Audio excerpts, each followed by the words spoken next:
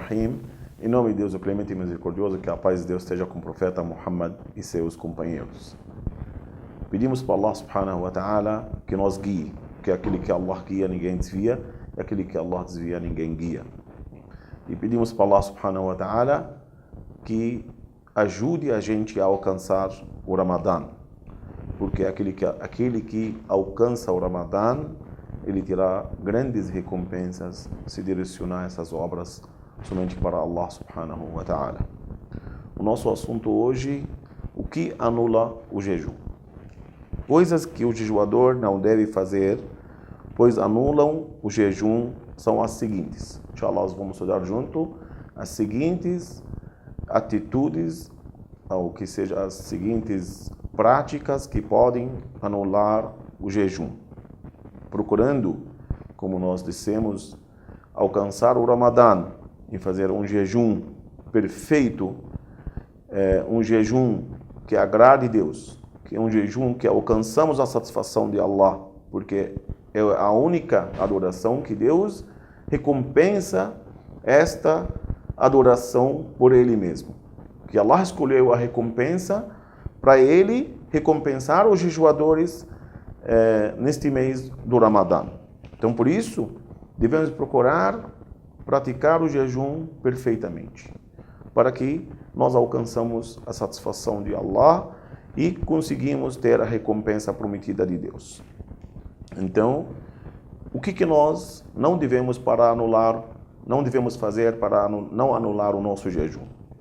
As práticas físicas e as práticas também, como se diz, orgânicas ou sintéticas.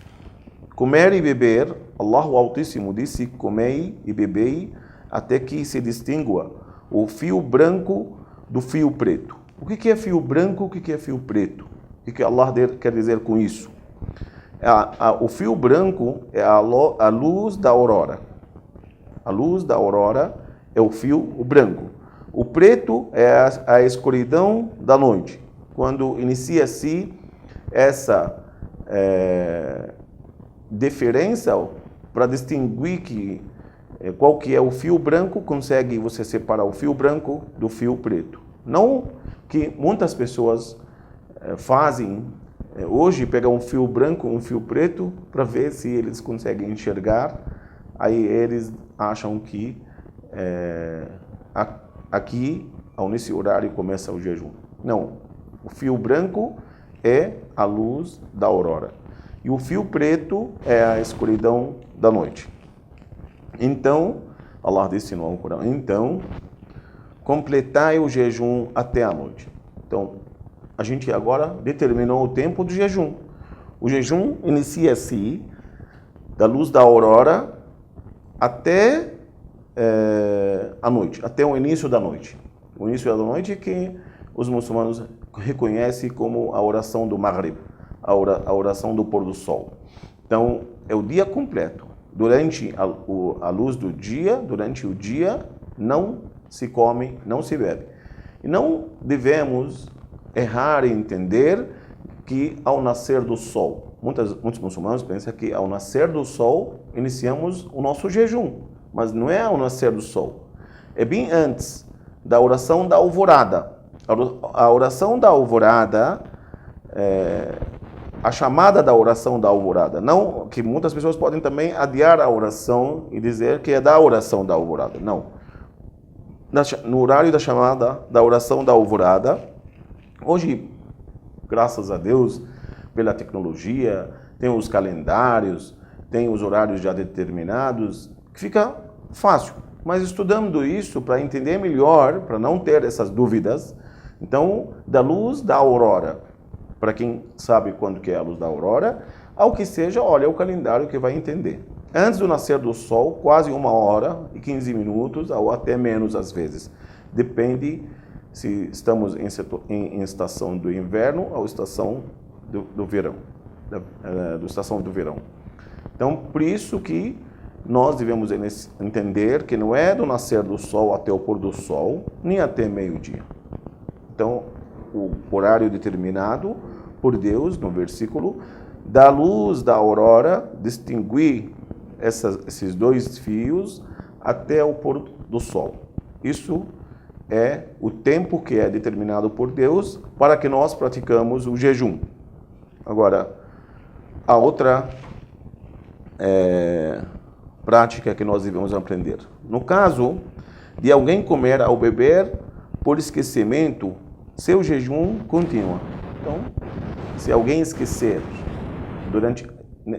a gente não poderia comer nem beber durante esse dia todo, ou esse tempo determinado que nós falamos. Os muçulmanos não podem comer nem beber, nem ingerir qualquer tipo de água, ao alimento, ao remédio, nesse horário.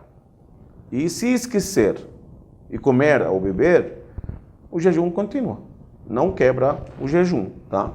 Mesma coisa, porque é esquecimento, fora do alcance dos seres humanos. Então, Deus quer que você adora Ele com a sua intenção. Se esqueceu, não tem problema nenhum. E não cometeu nenhuma falta. Assim como foi relatado pelo profeta, que a paz e as bênçãos de Allah estejam com ele, quem se esquece que está jejuando e come ou bebe, que complete seu jejum, porque certamente Allah o alimentou e deu de beber. Então, o profeta Muhammad s.a.w. está dizendo, aqui nesse versículo, que aquele que esqueceu e comeu ou bebeu durante o jejum, Allah alimentou. Então, não tem uma falta, não tem nada de errado nisso. Agora, a outra prática que pode, ou a segunda prática que pode anular o jejum. O que está dentro do significado de comida e bebida. Então, para que nós entendemos, no versículo está dizendo para não comer e beber. Mas o que é comer e beber? O que nós podemos entender como comer e beber? Será que alface é comer e beber ou não? Remédio, comer e beber ou não? Cigarro, comer e beber ou não? Então, o que nós devemos entender comer e beber? Pela língua árabe ou pelos sábios muçulmanos. Como eles explicaram isso? Soro. Vamos começar com o soro. Soro que a gente aplica em caso de anemia ou fraqueza, ou que seja doença. Soro é considerado comer e beber, então não pode ter soro, não pode colocar soro. Injeção. Não todas as injeções que contêm substâncias nutritivas. Tem injeções que a gente tem como alimento para as pessoas que são aplicadas no corpo por deficiência de sais ou anemia. As pessoas que têm anemia ou fraqueza tomam soro ou injeções para se fortalecer. Essas injeções quebram o jejum. Entendido? Esse tipo de injeção quebra o jejum. Não outros tipos de injeções, tá bom? Porque elas substituem a comida. Pode substituir a comida. Então, são consideradas da mesma categoria. Então, qualquer tipo de injeção que pode alimentar ou substituir a comida, ou que seja ela tomada pela fraqueza, que tem algo nutritivo, ela quebra o jejum. A outra prática, a transfusão de sangue. Cabe aqui dizer, não significa que você fazer transfusão de sangue é pecado no Islã. Não. Se você precisar de transfusão de sangue, você faz e quebra o jejum. Não significa que não pode fazer transfusão de sangue. Eu estou dizendo transfusão de sangue quebra o jejum. Igual comer e beber quebra o jejum. Mas não significa que comer e beber é pecado. Então, transfusão de sangue, como algumas religiões podem não aceitar ou dizer que é pecado fazer transfusão de sangue, mas na religião islâmica não é pecado fazer transfusão de sangue. Só que transfusão de sangue quebra o jejum só. Pois é o sangue em si, é a via através da qual se distribuem os nutrientes no corpo. Então, nós sabemos que através do sangue que é distribuído os nutritivos do corpo, né? Então, o sangue que transporta. Então, transfusão de sangue é igual você alimentar o corpo. Então isso é considerado comer e beber. Fumar, em qualquer de suas formas, anula o jejum, pois intoxica o corpo por meio da aspiração do fumo. Então, fumar cigarro, fumar arguile, fumar de qualquer jeito, quebra o jejum. Mas se você estiver num quarto e alguém fumar, e você sentir o cheiro de cigarro, não quebra o seu jejum. Só se você pegar o cigarro e fumar, e tragar. Ao pegar uma arguilha e tragar, isso quebra o seu jejum. Então, qualquer tipo também de remédio que você ingere, também ele quebra o jejum. O coito quer dizer que quando haver uma relação sexual, que o marido com a mulher tiver uma relação sexual, mesmo sem ejaculação, então ele quebra o jejum. A ejaculação voluntária, seja por fricção, masturbação ou qualquer outra forma. Se o homem se masturbar, ou seja a mulher, e haver ejaculação, então ele quebra o jejum dele. Agora, também a penetração sem ejaculação quebra o jejum. Já que a ejaculação de sêmen durante o sono, também às vezes chamada a poluição noturna, se a pessoa estiver dormindo e houver uma ejaculação e ele ver o sêmen na roupa dele, isso não quebra o jejum, não anula o jejum, pois é involuntário, é algo involuntário.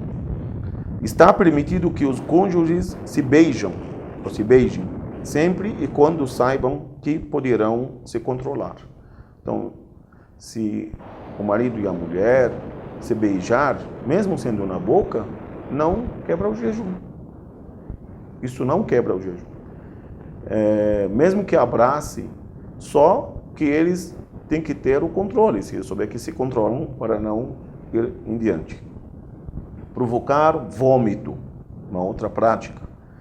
Mas aquele que vomita de forma involuntária não anula seu jejum.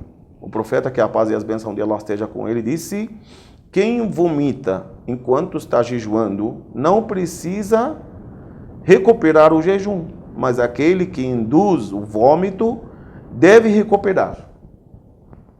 É um dito do profeta Muhammad sallallahu alaihi wasallam, ensinando: aquele que induz, quer dizer, obriga-se a vomitar, aí ele quebra o jejum dele.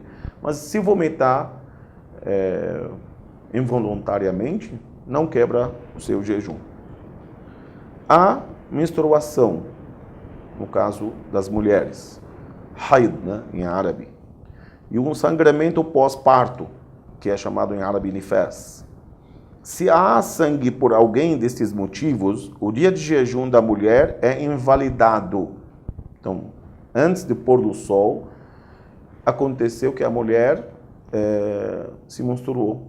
Aí, então, o jejum dela já é invalidado, ela tem que recuperar este jejum depois do Ramadã. O dia de jejum da mulher é invalidado. No caso de se purificar logo depois da saída do sol, não se deve jejuar neste dia.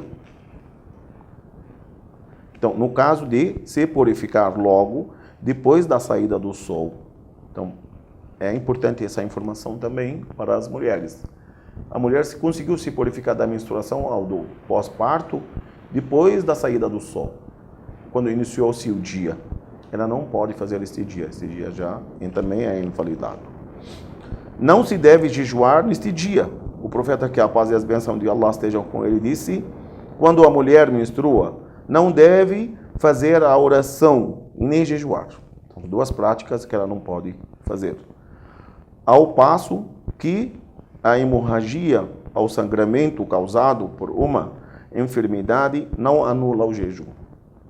Então, devemos entender que existe uma outra parte chamada istihada, sangramento sem forçado, não forçado pela pessoa, que alguma veia estourou. Então, a mulher tem a menstruação como 5 dias, ou 6 dias, ou 7 dias. Cada mulher sabe quantos dias ela fica menstruada. Só que depois disso tudo, do tempo determinado dela, ela ficou sangrando 10 dias, 15 dias. Aí ela conta os dias que ela ficava menstruada, e neste sangramento, o outro sangramento, que é a mais dos dias contados da menstruação dela, ela pode jejuar e pode orar. Não tem problema nenhum. Não quebra o jejum dela, nem invalida, não invalida o jejum, nem quebra a oração dela, nem invalida a oração. Então essas são as práticas que nós lembramos e conseguimos relatar para vocês, são assuntos gerais. Como existem mais outras dúvidas que vocês podem ter, onde que, inshallah, se vocês quiserem, podem contatar a gente no nosso site que vai aparecer na tela, ou que seja na página do Facebook, ou pelo e-mail que também, inshallah, nós vamos colocar. Quem tem mais dúvidas, podemos mencionar na aula que vem e responder todas as dúvidas. Ou fazer uma aula só para responder as dúvidas, inshallah. Pedimos para Allah subhanahu wa ta'ala que aceite as nossas obras, que ajude a gente a direcionar e todas as nossas obras somente para Ele e tirar a demagogia e a demonstração das nossas obras. Pedimos para Allah subhanahu wa ta'ala também que nos oriente sempre e ajude a gente a buscar o conhecimento. Wassalamu alaikum wa rahmatullahi wa barakatuh. Ramadan, Ramadan, Ramadan ya Habib. Ramadan, Ramadan, ليتك دوما